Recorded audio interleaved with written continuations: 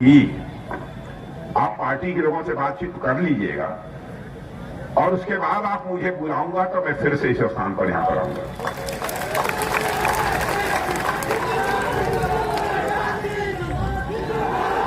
और बहनों भाइयों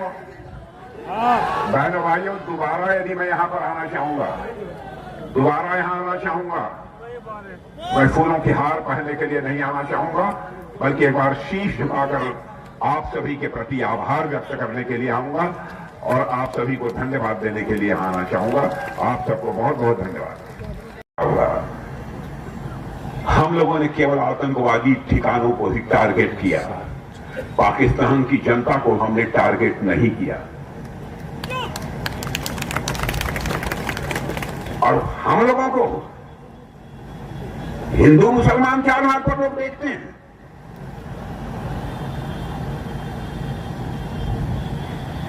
और बहनों भाइयों, 9 के 9 आतंकवादियों के ठिकाने थे, तबाह कर दिया हम लोग ने, तबाह कर दिया, बर्बाद कर दिया। कितने लोगों की मौत हुई उसके बारे में नहीं कहना चाहूंगा, लेकिन 3 फिगर से बहुत ऊपर है, बहुत ऊपर है। सेना ने अपने शौर्य और पराक्रम का परिचय दिया। उस सेना में भी कहते हैं राहुल जी, जातिगत आधार पर आरक्षण हो। हमारी सेना में सभी वर्गों के लोग हैं, सभी जातियों के लोग हैं। कम से कम सेना को मत टच करो।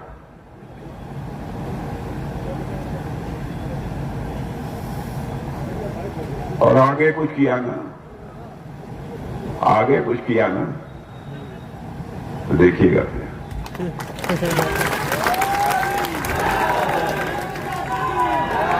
बस इतना ही कह के जाना चाहता हूं कि ऑपरेशन सिंदूर समाप्त नहीं हुआ है, केवल अभी रोका है, हाल फिलहाल स्थगित है,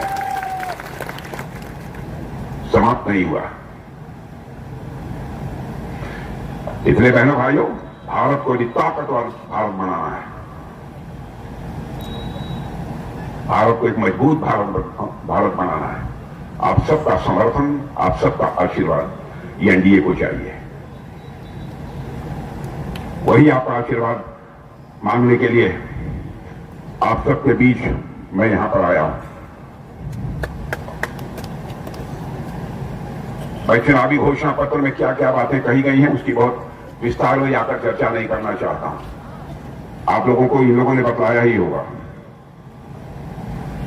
लेकिन सब मिलाकर के मुझे कहना हो तो हालत यह है कांग्रेस की या दूसरे दलों की, जब उनको कुछ नहीं आता ना तो अनावश्यक आरोप लगाते हैं। और भाई आपको सरकार चलाने आता ही नहीं है।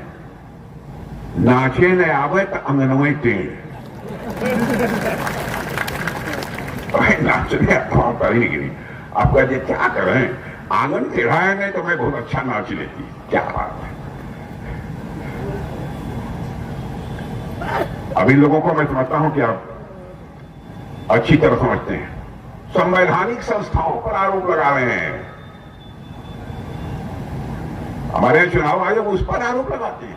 चुनाव आयोग बार बार सफाई देता है, कहता है प्रमाण लेकर आओ, नहीं प्रमाण नहीं देंगे, खुलासा करेंगे, हाइड्रोजन बम फोड़ेंगे, एटम बम फोड़ेंगे।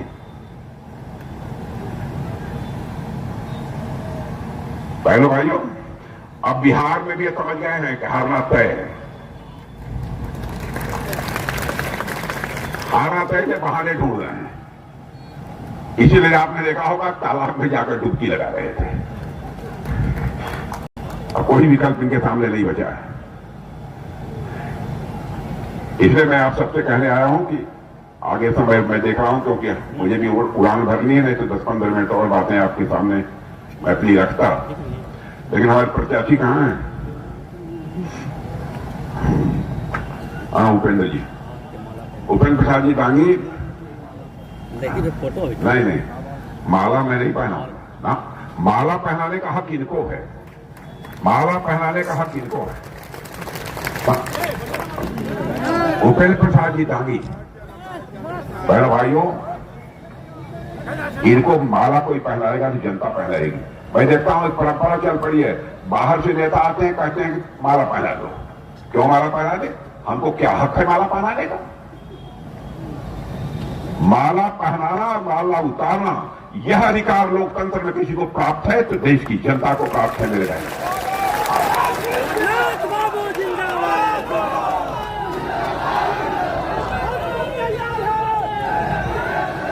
इसलिए बहनों भाइयों, इस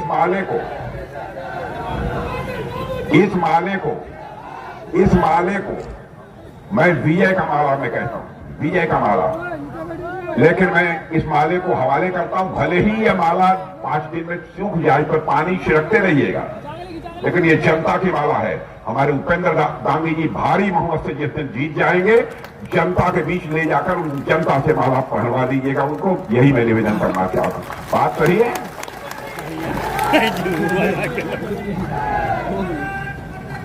एक बात और छूट गई है। यहाँ कोई 2500 एकड़ की जमीन है, वो हमारे ही मंत्रालय की डीआरडीओ की है। इस पर कुछ योजना होनी चाहिए। तो उपेंद्र जी, आप हमसे मिलिएगा उसके बाद।